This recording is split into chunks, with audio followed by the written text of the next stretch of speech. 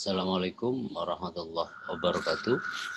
Jumpa lagi dengan saya dalam materi pemerintahan nasional. Kali ini kita akan mengkaji bab kelima tentang bagaimana cara meningkatkan nilai tambah peran pemerintah. Pertama, materinya adalah konsep nilai tambah dalam pemerintahan, dan ketika menggunakan teknologi informasi dan komunikasi sebagai cara untuk meningkatkan nilai tambah dari peran pemerintah dimaksud. Kita akan masuk ke yang pertama, konsep nilai tambah.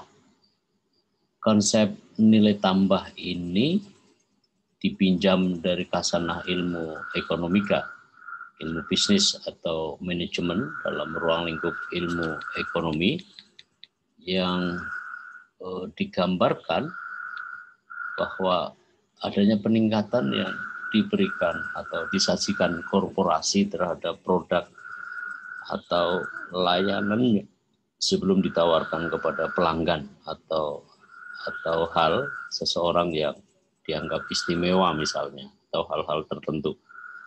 Nilai tambah adalah perbedaan antara harga produk atau layanan dan biaya produksi, sedangkan harga ditentukan oleh apa yang bersedia dibayar oleh pelanggan berdasarkan nilai yang dipersepsikan.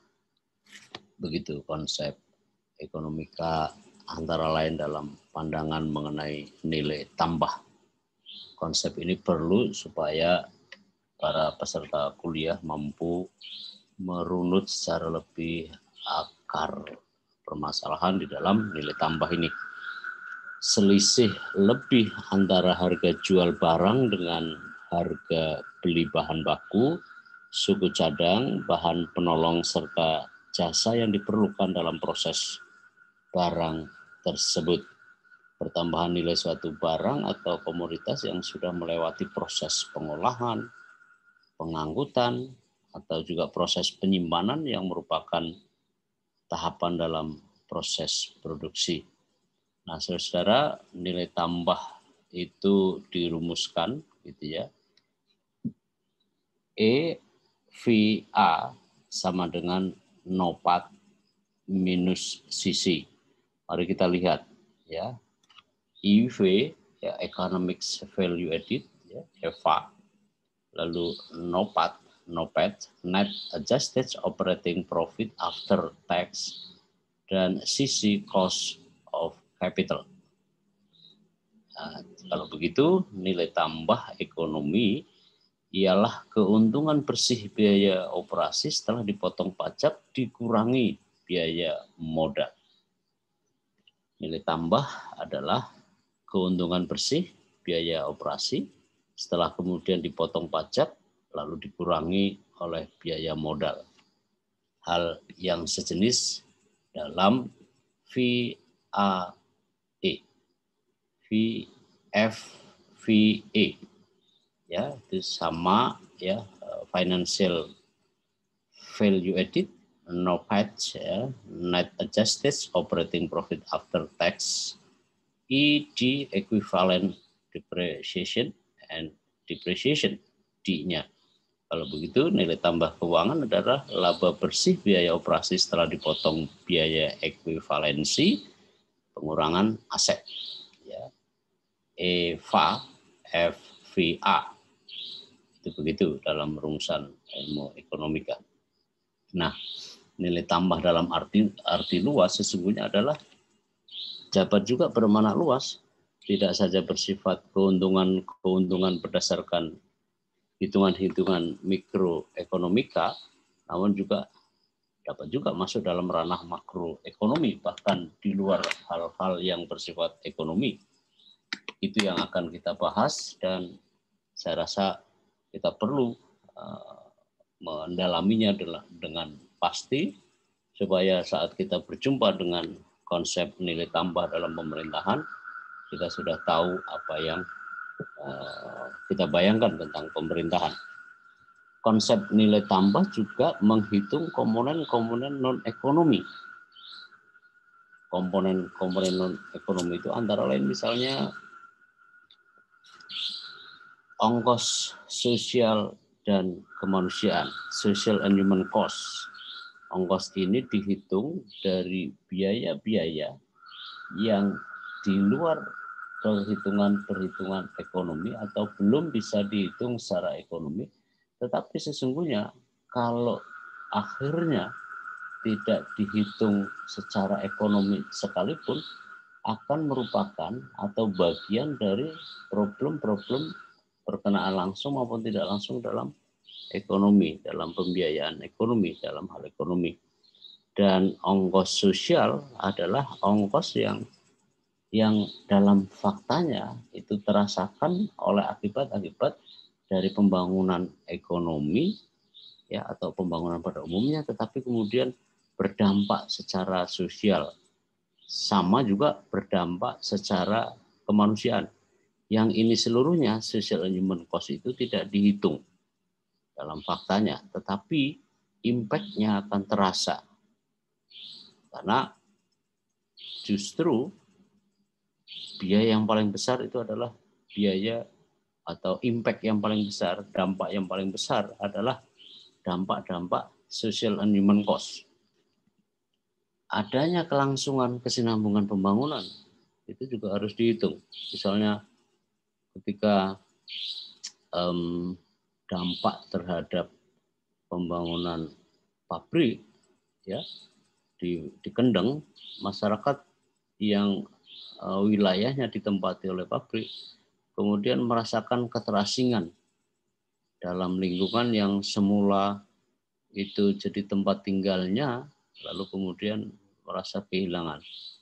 Dulu pada saat pembangunan Waduk Gedong Ombo pada zaman Orde Baru, masyarakat akhirnya terbelah. Masyarakat tidak memiliki lagi lingkungan yang dulu menyatukan sebagai bagian dari warisan leluhur, tapi oleh karena di situ ada genangan air, maka masyarakat tidak lagi bisa ya berada di situ, ataupun sebagian yang masih ada di situ tidak bisa menikmati ya berkumpul sanak kadang, semalam ngobrol, semalam bermusyawarah, bercengkrama dengan keluarga, dengan lingkungannya. Itu adalah social and human cost. Ketika pembangunan pabrik semen Kendeng, maka dampak-dampak lingkungannya sangat terasa dan itu pun seharusnya dihitung sebanding seekuivalensi dengan pembangunan yang berkelanjutan. Berikutnya bahwa kelestarian lingkungan hidup juga seharusnya dihitung karena itu adalah ongkos-ongkos yang tidak terkirakan, biaya-biaya yang tidak dihitung. Misalnya pada laporan sejumlah LSM yang bergerak di bidang tambang menyatakan bahwa pembangunan penggalian terhadap tambang, bahan tambang, batu bara, lalu memisahkan antara dua warga dan lalu ada genangan.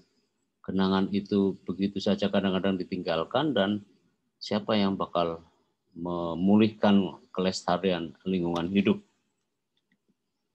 Nilai kerja buruh pabrik, kata Marx bahwa kerja itu adalah harga diri, tetapi ketika kemudian buruh, working class, itu masuk dalam sistem kapitalisme, lalu dia tidak bisa memenuhi kebutuhannya padahal dia sudah siang dan malam bekerja, melebihi dari kemampuan seorang manusia yang harus menjaga juga merawat tubuhnya, tetapi karena kerja buruh tidak dihitung, maka bagaimana dengan nilai kerja buruh dalam soal itu? Masa depan kehidupan yang dikonversi sebagai investasi manusia. Dalam laporan-laporan sebuah LSM yang berbasis internasional bekerja sama dengan NGO domestik mengenai pembangunan perkebunan kelapa sawit di Papua, masyarakat Papua yang berada di situ bagaimana mereka akhirnya bisa ya sudah kerusakan alam sudah pasti karena konon ya sawit itu mengerus air dan kemudian merusak dalam jangka panjang terhadap lingkungan kondisi, sedangkan masyarakat di sekitar itu bagaimana?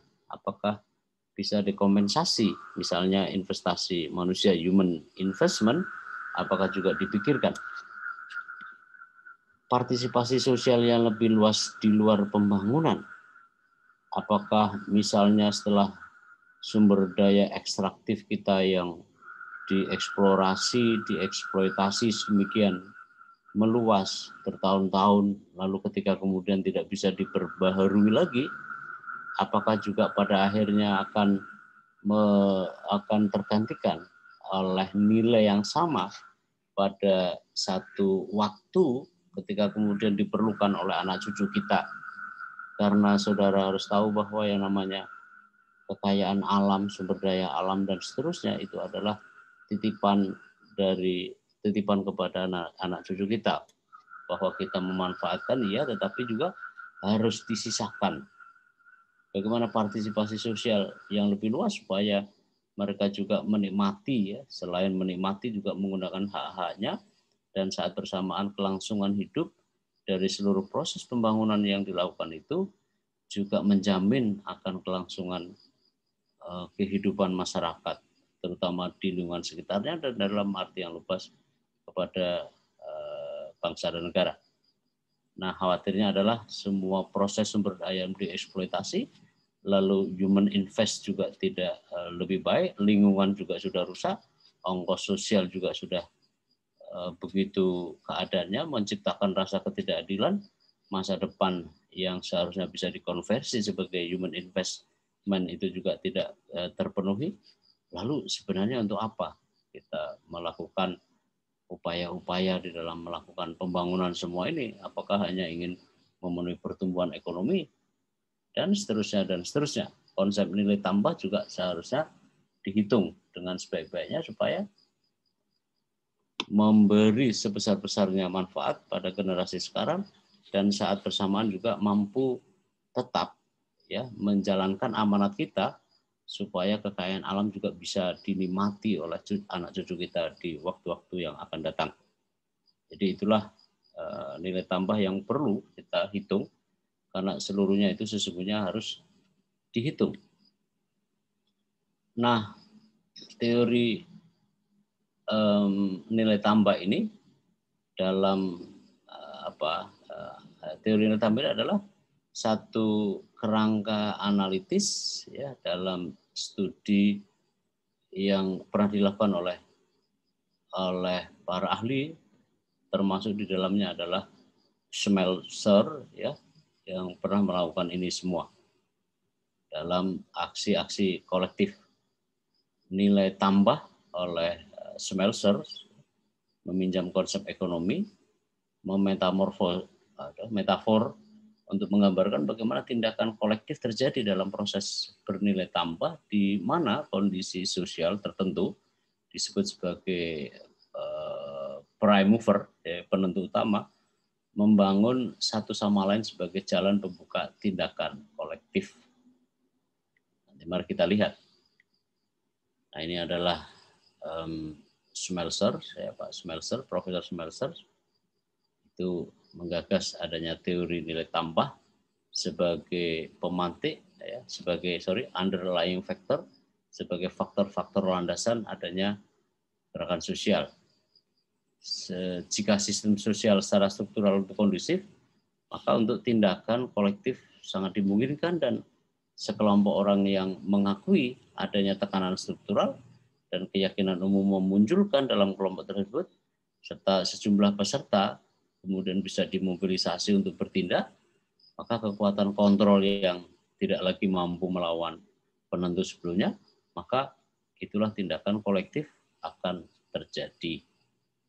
Begitulah pada akhirnya nilai tambah itu bisa berangkat dari mereka yang semula tidak terkirakan, tetapi pada akhirnya memang nyata terjadi di lapangan.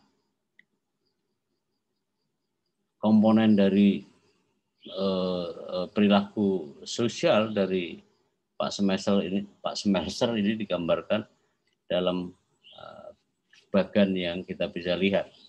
Ada value, ada norma, ada peranan, ada situasi yang mendukung maupun sistem yang merupakan memberi kerangka tentang collective action, tipe-tipe collective action atau tipe-tipe tindakan kolektif. Ini dia. Pertama structural conduciveness, lalu structural strengths, lalu generalized belief, trigger event, mobilization, social control, lalulah meledak collective action. Nah, teori ini bekerja ya, structural conduciveness, struktur kondusif dari tindakan kolektif, semacam underlying factors, yang kemudian ada structural strength, ketegangan nilai, norma, peran, motivasi organisasi, generalized belief, mana kolektif keyakinan untuk bertindak oleh tekanan. Ini adalah precipitating factors, ya, peristiwa yang menjadi pemicu dari awal tindakan.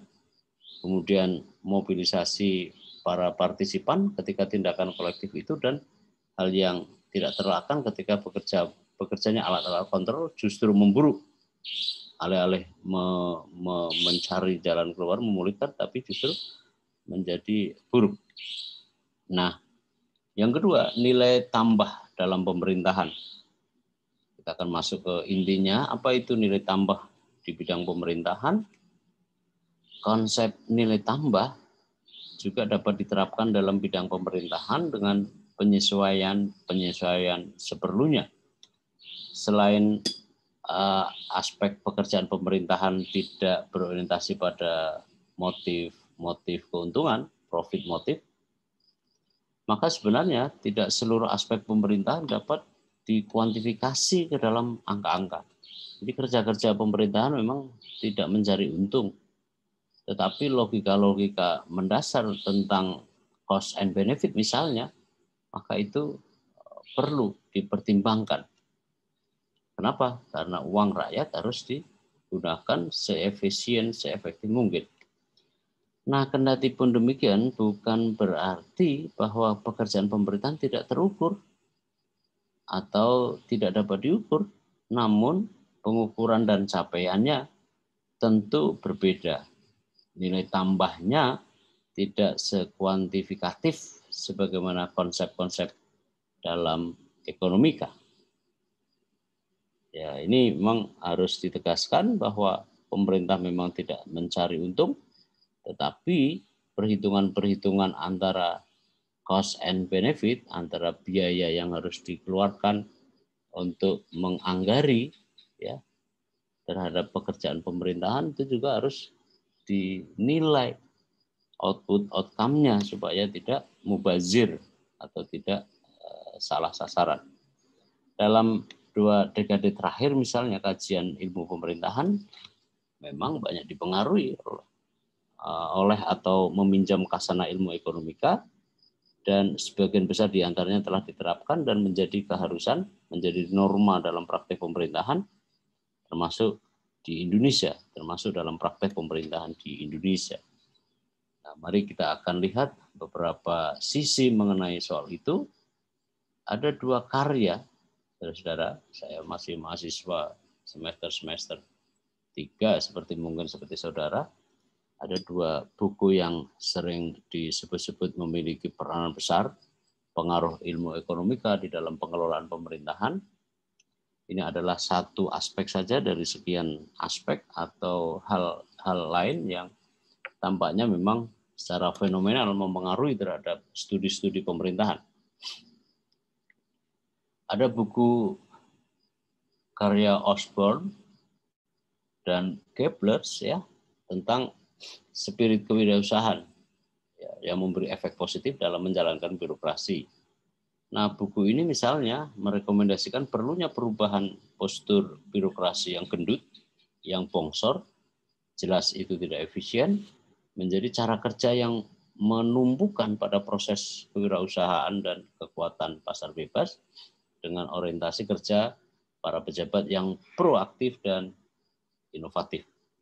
Saudara tahu bahwa kecenderungan pada dekade sebelumnya kinerja birokrasi, terutama di negara miskin dan negara berkembang, tidak produktif, sementara postur birokrasi itu begitu gemuk, gendut, jelas itu tidak efisien, tetapi hasilnya juga tidak ada. Nah, disentuhlah oleh karya-karya yang dipinjam dari ilmu ekonomika, satu di antaranya karya ini, yang kemudian dipromot sedemikian rupa sehingga mengubah banyak hal, dan sejak dekade 93 memasuki 2000, 2010, kemudian 2020, lebih dari 30 tahun, kemudian memang memengaruhi orientasi pekerjaan-pekerjaan pemerintahan, sembari kemudian ditunjang oleh kemajuan-kemajuan teknologi informasi dan komunikasi yang kemudian memberi nilai tambah terhadap kinerja pemerintahan di negara-negara miskin maupun di negara-negara berkembang.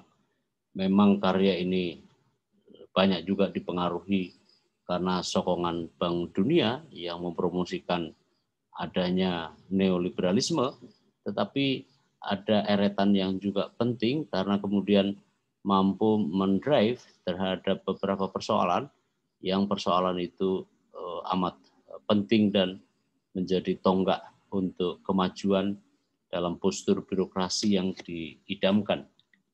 Buku kedua yang juga tidak kalah pentingnya adalah 3 tahun setelah buku yang pertama di atas tentang birokrasi dan ekonomi publik, ya, Bureaucracy and Public Economics, karya Niskanen yang mengupas mengenai perilaku birokrasi yang memiliki tujuan dan kepentingan pribadi untuk memanfaatkan kekuasaan monopoli akibat besarnya anggaran pemerintah. Penulis menggunakan istilah ekonomi aneh birokrasi, gitu ya, sekaligus memberikan solusi dari kecenderungan-kecenderungan inefektivitas dan inefisiensi cara kerja birokrasi pemerintahan di negara-negara miskin dan negara-negara berkembang pada umumnya.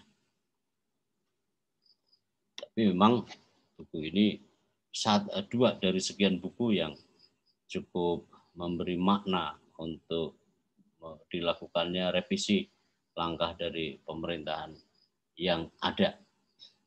Nah, saudara, nilai tambah dalam pemerintahan, kalau demikian secara sederhana, nilai tambah pemerintahan didefinisikan sebagai selisih antara nilai output kegiatan pemerintahan dan nilai input yang didapat oleh kegiatan pemerintahan tersebut dalam suatu waktu atau kurun tertentu.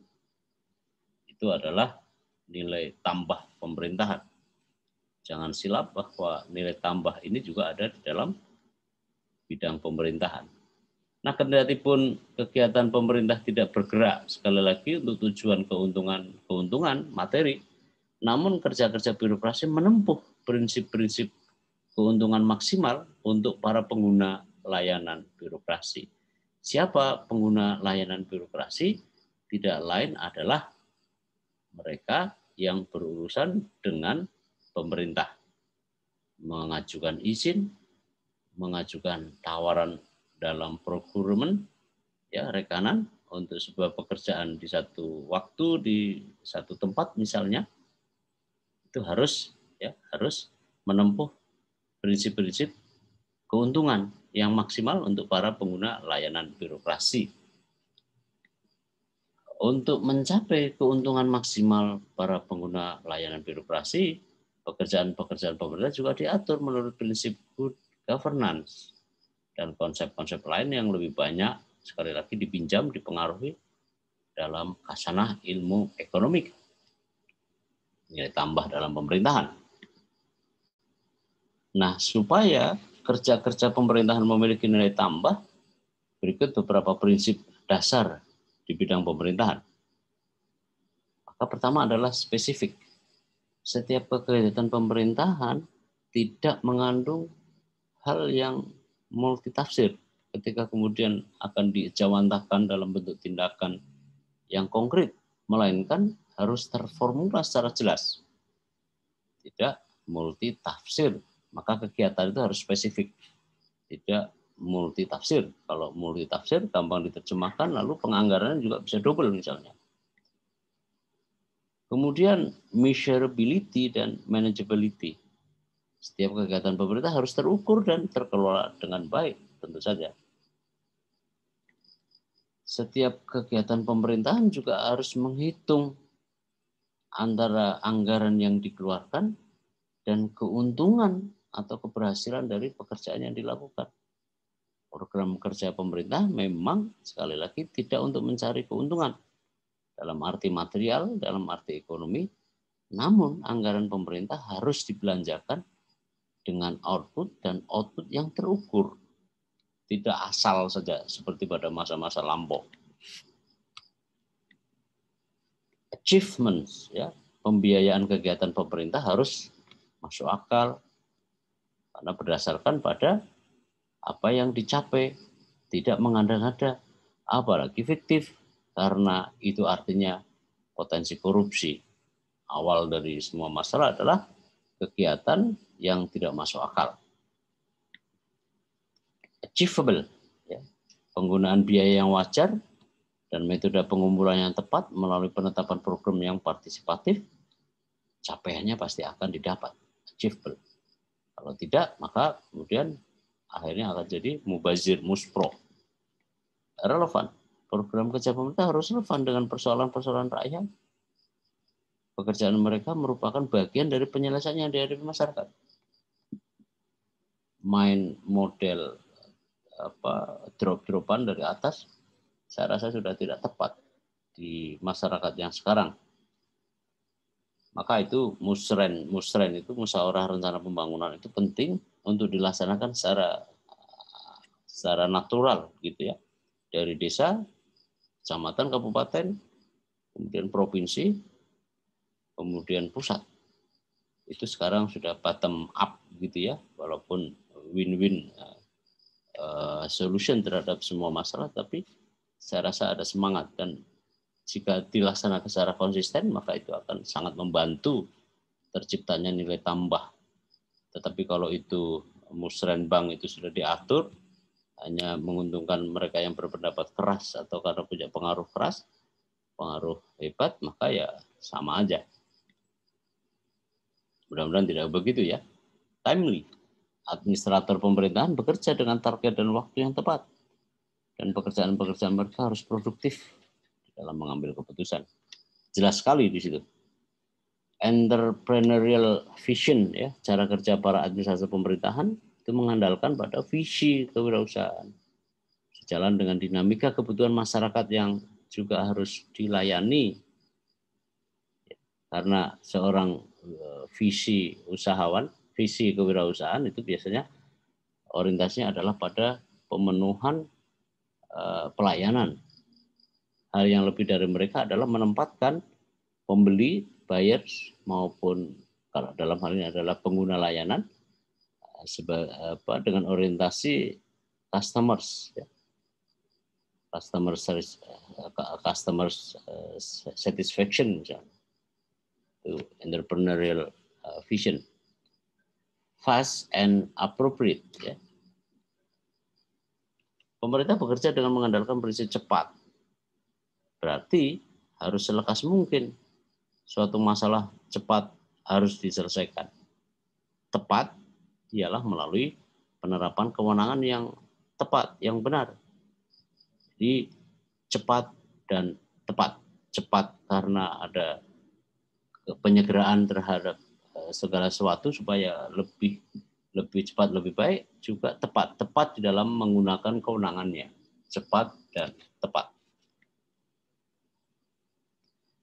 Nah, indikator kinerja pemerintahan diskemakan begini. Input, mengukur jumlah sumber daya, misalnya dana, anggaran, sumber daya manusia, peralatan, material yang digunakan untuk melaksanakan satu kegiatan.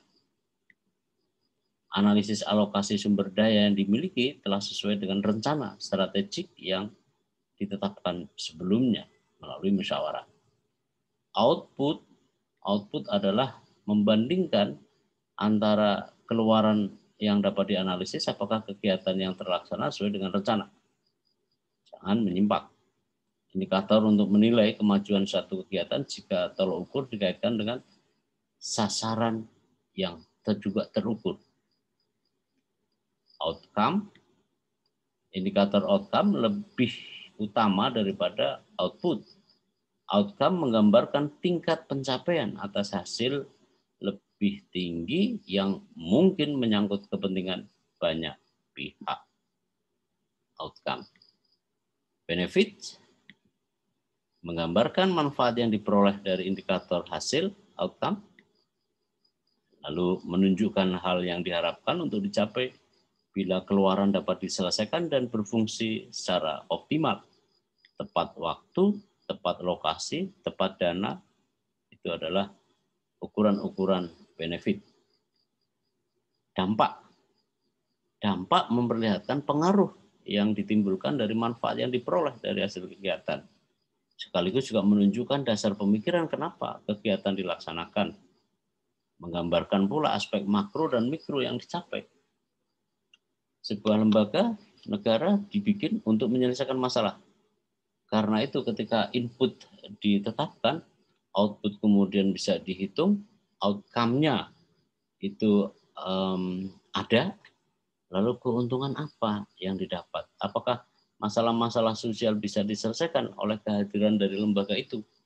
Apakah dengan biaya yang demikian besar untuk menggaji aparatnya sedemikian dari hulu sampai ke hilir, lalu memberi keuntungan bahwa seluruh proses yang dilakukan di dalam pembangunan itu menggambarkan tentang dampak dari adanya atau kehadiran dari peranannya, maka itu berarti memberi nilai tambah. Kalau tidak, ya percuma. Karena nilai tambah itu adalah ya tidak sekedar rata-rata, tetapi lebih dari sekedar yang dicapai oleh adanya program pemerintah. Lalu kita sebut itu seluruhnya nilai tambah pemerintahan. Begitu ya, indikator kinerja pemerintahan, ada komponen input, output, outcomes, benefits, lalu impact atau dampak. Nah, saudara-saudara, bagian akhir tentang bagaimana mendayagunakan teknologi informasi dan komunikasi sebagai cara untuk meningkatkan nilai tambah bagi pembangunan dan hasil-hasilnya. Saudara-saudara, di banyak negara termasuk di kita, kerangka pemerintahan elektronik, ya, electronic governance for governance, telah digunakan secara luas dan dalam beberapa bidang pemerintahan dianggap berhasil. Nah, tujuan penerapan tersebut adalah untuk memperoleh nilai tambah di bidang kegiatan pemerintahan karena secara efektif dan efisien pemanfaatan teknologi informasi juga meningkatkan kualitas pelayanan dan pekerjaan-pekerjaan lain yang dilakukan oleh jajaran pemerintahan. Pemanfaatan ini juga memberi wajah kemajuan suatu pemerintahan negara. Teknologi ini bisa diterapkan dengan konsisten, dengan menyeluruh, ya melalui tahapan-tahapan tentu saja, melalui pilot project yang kemudian dipelajari segala impact-nya, adanya tertib administrasi, kemudian keterlibatan pemangku kepentingan makin besar, karena dengan teknologi informasi dan komunikasi memberi peluang, membuka peluang adanya kemungkinan partisipasi dan penggunaan layanan secara jelas. Dan seterusnya itu adalah nilai tambah. Nah, definisi dari pemerintahan digital adalah cara baru organisasi dan manajemen urusan publik memperkenalkan proses transformasi positif dalam manajemen dan struktur itu sendiri, dari bahkan organisasi menambah nilai bagi prosedur dan layanan yang disediakan, semuanya itu melalui pengantar dan kelanjutan penyampaian teknologi informasi dan komunikasi sebagai fasilitator dari transformasi ini. Itu adalah pemerintahan digital secara umum begitu. Nah, penerapan e-gov ya sekarang ini bertumbuh secara luas dan itu memastikan adanya reformasi birokrasi dalam pemerintahan dan hampir semua negara di dunia ini menerapkan atau merencanakan untuk menerapkan e-gov secara sepenuhnya, secara lebih luas gitu ya. Nah, e-gov ini ialah penggunaan teknologi informasi secara lebih baik, sebagaimana juga penggunaan pemanfaatan komputer, internet yang disediakan untuk pelayanan kepada publik bagi masyarakat dan kelompok lain ya di sebuah negara atau di kawasan atau region tertentu gitu. Nah, e-gov ini membuka peluang yang lebih luas secara langsung dan menjadi alat pemudah akses bagi masyarakat ke pemerintah, dan pemerintahan juga mampu menyediakan pelayanan secara langsung kepada masyarakat tanpa harus langsung hadir di tengah-tengah pemerintahan, tengah-tengah aparat pemerintahan datang langsung ke kantor misalnya, tapi cukup di depan laptop atau komputer dan yang penting terhubung oleh jaringan internet, lalu akan memiliki dampak yang luas. Pemanfaatan e-gov ini memiliki a big impact yang besar buat manajemen pemerintahan dan secara kuat, secara hebat menambah nilai tambah efisiensi dalam hal-hal yang lebih efektif dalam proses misalnya pengambilan keputusan pemerintahan. Ini memang ada pengalaman juga saya pada waktu di DKPP kita melakukan sidang, tidak harus perlu datang secara langsung, tetapi manakala perlu saja, itu pun jika terpaksa mengharuskan untuk pembuktiannya, maka kemudian dilakukan secara daring. Jadi daring yang sekarang populer ya, di mana-mana itu sudah sejak tahun 2012 Dewan Kehormatan Penyelenggara Pemilu telah melakukannya kerjasama dengan Mabes Polri lalu Kejaksaan Agung. Kejaksaan Agung benar. Ya, Mabes Polri karena punya perlengkapan yang bagus dengan infrastruktur yang sampai ke Polres, sehingga kita sidang tidak perlu datang ke tempat di mana lokus delikti itu berada, tapi cukup di Mabes Polri, kami di Jakarta, lalu para pihak yang di luar Jakarta terutama cukup datang ke Polda masing-masing tanpa harus terbang ke kantor DKPP di Jakarta. Kalau orang daerah ke Jakarta pasti minimal 2 malam gitu ya, karena jelas nggak mungkin bisa ditempuh dalam waktu 24 jam. Itu nilai tambah yang saya maksud. Nah, ini adalah pola-pola pemanfaatan teknologi informasi dan komunikasi di pemerintahan. Ada pola G2C, ya, e-gov diperuntukkan bagi layanan publik kepada masyarakat secara luas. G2C, ada juga C2G, ya, pemerintahan yang mengarah pada interaksi masyarakat kepada pemerintah. Ya, jadi e-gov itu disediakan buat masyarakat untuk memberi interaksi ya, kepada kalangan pemerintah. G2E, ya, e-gov itu memuat hubungan antara kerja pemerintah dan tenaga kerja.